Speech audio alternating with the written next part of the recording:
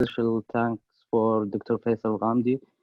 He's talked about the aortic dissection, and today I'll talk about a brief subject of aortic dissection and stroke. We'll start with a case scenario of 58-year-old male, known to be diabetic, hypertensive, hyperlipidemia, and obese, presented with left limb paralysis lasting for 3 days. Internal examination revealed no abnormalities. Neurologically, he got dysarthria, mild left limb paralysis, and Lipinski sign were reported. So his initial CT brain revealed multifocal vascular lesion and leukoariosis in both the right and left hemispheres. During hospitalization, intermittent disruptions of consciousness were observed, although his EEG was unremarkable. Carotid ultrasound revealed a slow biphasic blood flow in the right internal carotid and external carotid artery. Angio showed obstructed blood flow in the right internal carotid, where the left was normal.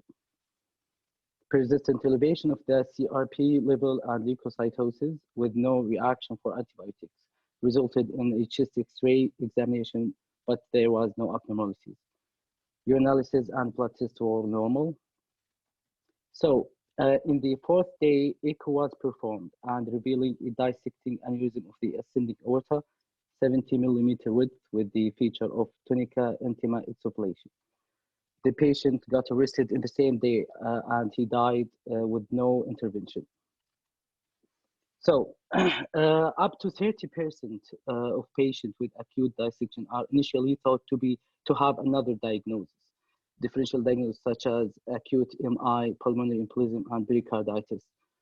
So a focused history to elect the quality, location, and timing of pain, and the presence of malperfusion such as stroke, paraplegia, abdominal pain, and urea oliguria is important. So physical examination should be focused on screening the level of propagation of the dissection.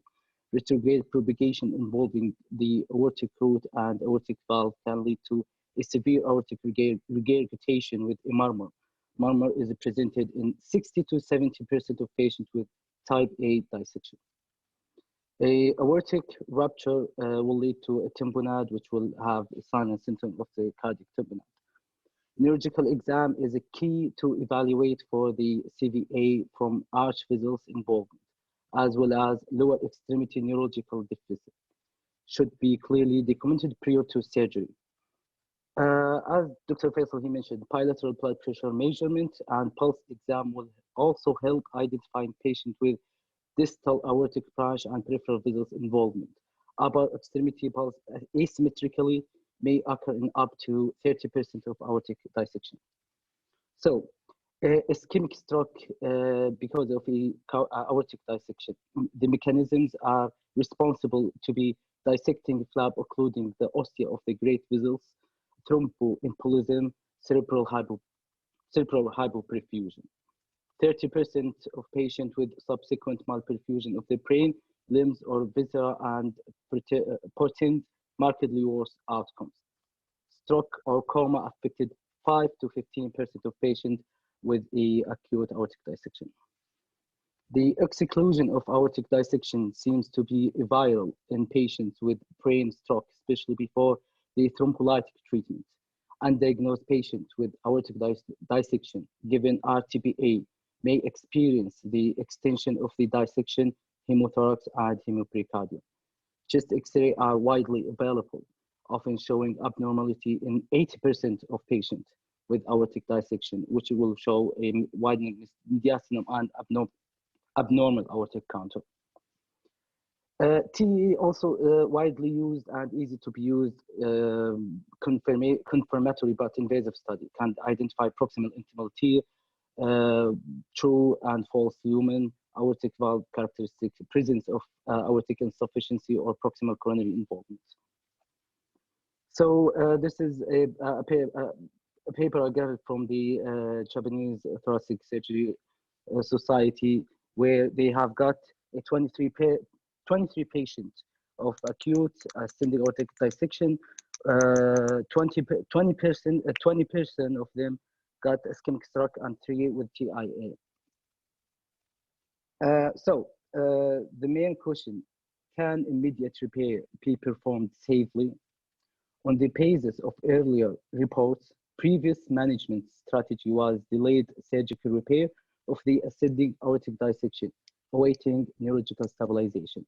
The concern arose from the fear that surgical repair, which required systemic anticoagulation for cardiopulmonary bypass, would worsen the neurological injury, worsening by converting the ischemic stroke to a hemorrhagical stroke. The reasons of hemorrhagical conversions is a multifactorial, which is the size of initial cerebral infarction, presence of collateral flow, degree of the hypertension, reperfusion injury, and cause of infarction, either cardioembolism or malperfusion, have been suggested to play a role in hemorrhagical conversion. So because of the non-surgical management of acute type A aortic dissection is associated with dismal prognosis, must advocate urgent surgical repair of the ascending aorta. Then a report from the Stanford group suggested that surgical repair addressing the ascending aorta and reconstruction through lumen flow distally often resulted in resolution of cerebral deficit. Depends on the extent of neurological injury and timing of operation. Patient undergoing operative repair within 5 to 8 hours of symptoms onset have better prognosis, with a large proportion experiencing complete resolution of a neurological deficit as compared to those with a longer duration of symptoms. In a neurologically devastated patient, Glasgow Coma scale less than 5. Here's an error. Presenting longer after the onset of symptoms, there is no benefit of surgical intervention. So this is also a recommendation from the Japanese Thoracic Surgery Society to distinguish a patient with stroke, either the causes aortic dissection or not. So the recommendation here from in patient with type A aortic dissection and organ malperfusion, it's a class A, to go for surgery is a class 2A level P. Due to the poor outcomes associated with malperfusion, Deeb and colleagues at the University of Michigan begin to manage patients medically and correct malperfusion with catheter-based techniques, including flap fenestration and true lumen stenting, prior to proceeding with definitive aortic repair at later date. So in the later report, mortality awaiting operation was 33%, 23 out of 70 patients. Their strategy offered rapid correction of peripheral malperfusion without the operative insult of the definitive ascending aortic and arch operations. Also allow patients with advanced peripheral ischemia infarction precluding survival to declare themselves, which eliminated the need for a foral ascending aortic procedure. One half of the mortality seen in the group awaiting repair was due to malperfusion in 11 of 23, and other half was rupture of the aortic. So conclusion, diagnosis of aortic dissection in patients presenting only with neurological symptoms is a true challenging with and complicated many factors. Doctors must pay attention for a subtle sign of aortic dissection, such as mild dyspnea, chest discomfort, and carotid puree. Check peripheral pulses and blood pressure on both arms before the RTPA administration. Surgery appears to be the gold standard treatment. Unfortunately, the morbidity in these patients is high, and mortality reached nearly 50%. Patients with type A dissection should be operated on as soon as possible. And it is important to note that stroke is not a contraindication to surgery. The proposed guidelines still need to undergo clinical evaluation to verify its effectiveness. And thank you. This is briefly talking about the aortic dissection with stroke. Thank you very much, Dr. Abdurrahman Rouel. Do we have any question regarding stroke with a patient presenting with stroke and aortic dissection? So if you face this scenario, Murtada, what would you do? Well, first it depends on the duration and the clinical presentation of the patient. Less than 24 hours, the patient comes in. Let's say you have two patients. One comes in with a history of 3 hours of dense stroke, and the other one comes in with, let's say, 2 days history of stroke. Yes, what's the Glasgow Coma scale of each patient? The first one is 6, and the second one is 10. What's the okay? So for the first one, he's in still 24 hours, less than 8 hours, or more than 8 hours. He came in with they say 6 hours. 6 hours. Okay, so 6 hours with the Glasgow Coma scale of 6, and so for this patient, if he's otherwise viable patient, I think this patient. What do you mean by viable? I mean, it's not like a 90 years old patient with a bit bound and so he's let's say he's 75 years old. 75, I will give him a chance, of course. I will give anyone a chance, actually, if I can. So for the... it's not up to me. So my job here... I think the first patient should go to surgery, and the second patient, if he wants for a surgery, there's no difference if he will go or not, because the outcome will be poor, not as well as the first patient. I'm sorry, I didn't get that. Again? Please. The first patient should go to the surgery, and the second patient, I think medically it's better for him. Why is that? I think we did not finish analyzing the two patients. The first patient, if he's with too low Glasgow Coma scale, may he come alive from the surgery, but he will not benefit from the surgery neurological wise, because why not? But so how low is low? يقول لك الحين based on the information that Abdul Rahman gave us, he said if patient came with the Glasgow Coma scale less than 5. Less than 5 and more than 8 hours, those patients most likely they will not benefit neurological wise. But for our patient now, he's 75 years old. His Glasgow Coma scale is said 6. More than 5, I think. Yeah, so 6, and the presentation is less than 8 hours. So for this patient, if we re-establish the blood flow to the brain, he has a good chance. So for this patient, yes, I will take him. The second patient, you cannot depend on this number as solid cut line for take patient or not. So you cannot say 8 I will take him, 7 or 6 I will not take him. So you have to of course, and individualize this patient. So 75 patient with a stroke and low Glasgow Coma scale, I'm not sure he will get benefit from the surgery. تدري لو يجيك I cannot say this. لو يجي البيشنت in coma، لو البيشنت يجي in coma مو بعد لو يجي in coma، his chance, if you take him immediately to OR, his chance to recover his consciousness is around 80%, and his 5-year survival is around 60%. Since the patient is less than 80 old, خلاص. بعدين أنا أول شيء قلته يعني it's not about viable. 70 is not. 70 أغلب آبائنا في 70s يعني. It's okay. So what? يعني if we live. في عندك consultants ما شاء الله عليهم شغالين الحين عمرهم 70. أي ف 70 so what 70 يعني عادي يعني. So if يعني إذا active وكذا ومرة طيبة so what. تقول كمان في ريزدنت عمرهم 70 سنه بس يا رجال في ريزدنت عمرهم 30 سنه مو بنافعين ولا يسوون شيء بس يلا. طيب بس يعني okay, I tell you what,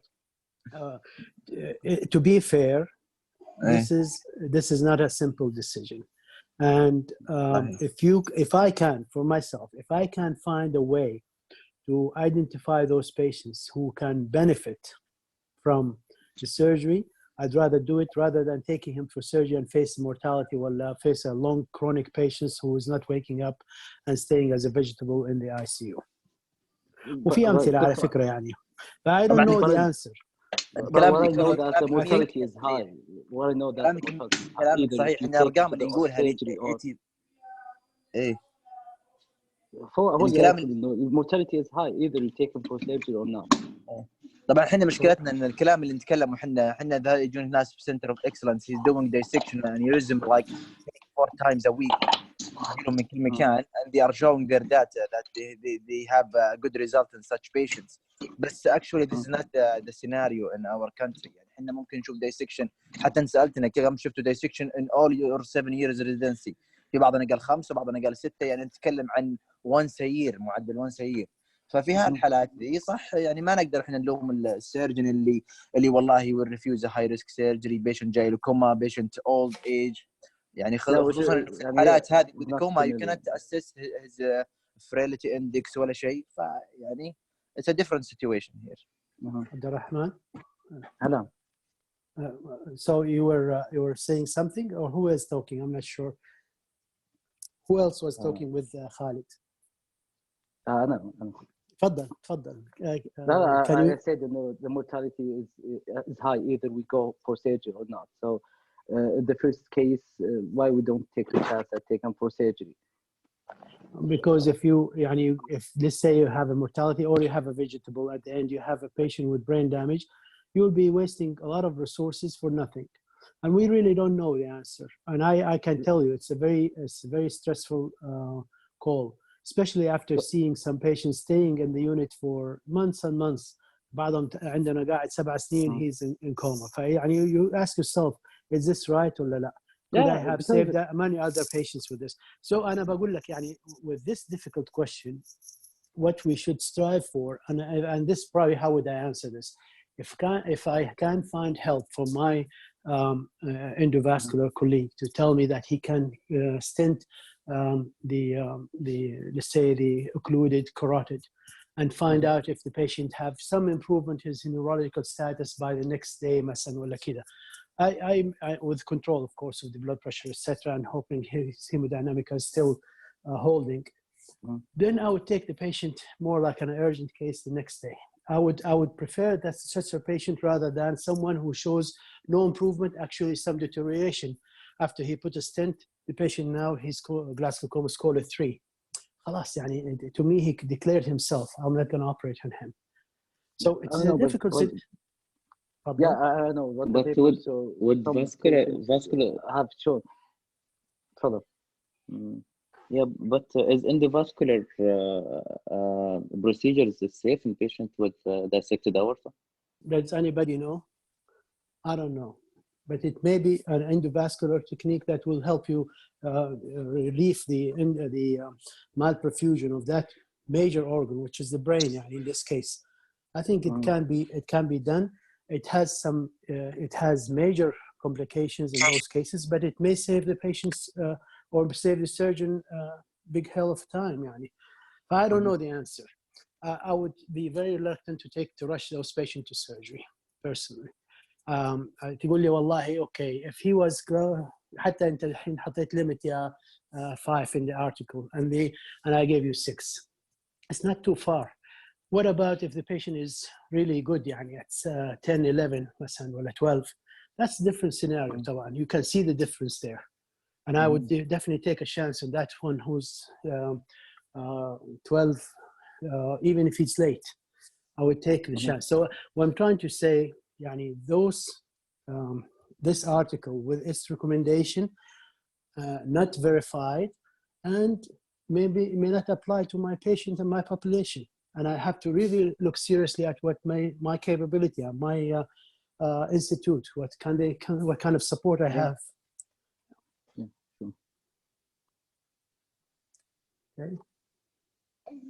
Okay.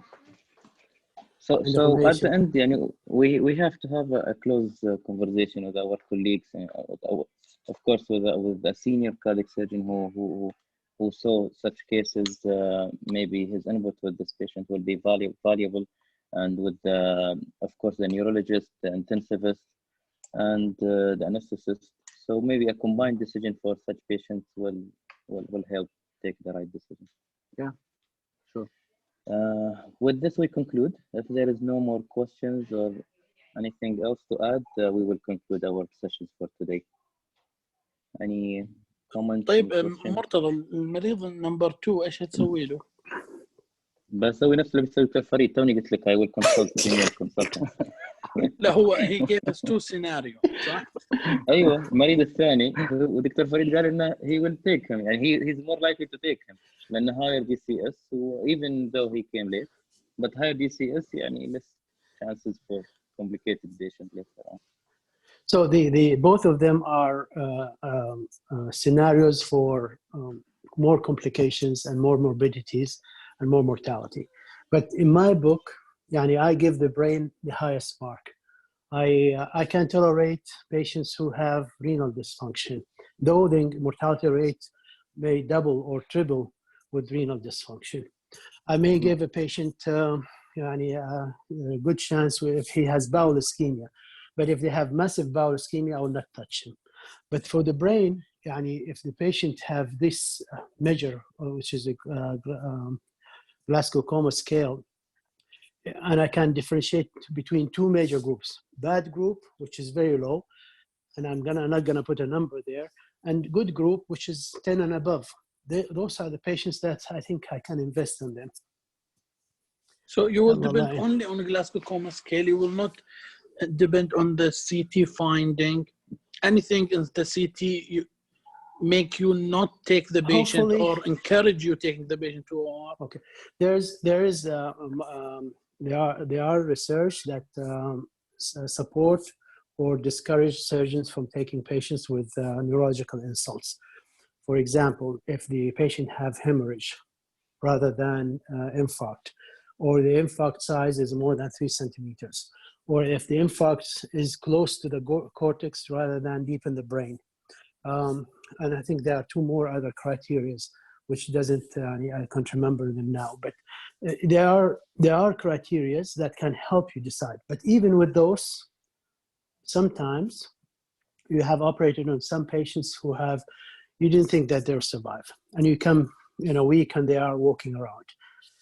And sometimes you have worked with somebody who's very hopeful and you think it's a piece of cake, and the patient dies the next day. So you never know. The answer is it's a very difficult scenario. It's not an easy. If somebody asks you this scenario in the exam, it means that you're doing so good and they will really want to see how deep you are. But doctor, for such patient, I think the more data that we have to make our decision, it will be more data will be more helpful. دكتور حسين سؤالك والله جميل. يعني الآن the CT findings, if we have a patient with, let's say, borderline DCS, يعني not more than 10, not less than 6, someone with an 8 مثلا. But we have 2 patients who is otherwise similar clinical profile. But one with the CT changes that goes with the hypoperfusion because of a flap obstructing the flow, and the other one with a hemorrhagic picture. And let's say we have a third one with an embolic picture in the CT. So, Madri Hussein, do you know if there is a difference in the neurological outcome for each type of those strokes? Hypoperfusion, embolic, hemorrhagic is bad, we know. I'm not sure, but comparing to the other disease, hemorrhagic is very bad because it's not bad because of its effect of hemorrhage. It's bad because of effect of hemorrhage after the cardiopulmonary bypass. طيب this is clear. طيب بالنسبة لو جاك 2 patients, everything is similar otherwise، بس عندنا واحد hypoperfusion picture in the CT والثاني مثلا massive embolic. هل البيشنت الهايبرفيوجن يعني نقول this patient might do better if I will be more encouraged to take him to OR مثلا؟ I don't know طبعا. I'm just the problem is the brain insult. It's reversible if I correct the cause. At the end, it's same. The brain cells or brain tissue, it's already dead. Early. التو patient came at 8 hours or 6 hours. يعني إنه كنا patient جاي stroke عادي ويتفضل تتابع. Yeah, what I know when I was running through the papers, that the embolic patient commonly come with a bilateral insult, and the flab patient will come with the unilateral insult. So I think the flab will show prognosis better than the embolic. يعني ممكن يكون more encouraged to take this patient. Yeah, the flab more encouraged than the embolic. You also have to take in consideration how much time will it take you to find out those answers. And in some places, if you can do an emergency room CT to find out the patient is allowing you hemodynamically stable, okay, and somebody who's for you to do a CT will take you another 12 hours. طيب هل هذول البيشنت اللي يجوا stroke and or dissection يعني will they present as stroke more or as aortic dissection more? I think they will go into the stroke. يعني they will or هم ما راح يكلمونا الا هم already they did the CT. Yeah, because commonly patients presented with painless aortic dissection. Actually, you already have lost quite a bit of those patients before they reach the hospital. And the most of those who present to the hospital is early. I mean, is the pain, because the patient is awake and they will call and so on. Those who develop a stroke, unless they have somebody with them at the time witnessed stroke, otherwise they will be discovering it a few hours later and they will be calling for emergency and things like that. So there is also the scenario: how does it develop, and who's going to be calling for the help. And even the patient presented with a stroke, if it's related to the flab, they may discover the dissection. But embolic, usually the protocol for neuro, they will just do the CT head and neck maximum. They will not include the chest with the CT. So they less likely to discover the dissection. صحيح. طيب it's a difficult situation. يلا بالتوفيق for help. يعطيكم العافية. شكرا جزيلا. الله يعافيك. Thank you everybody.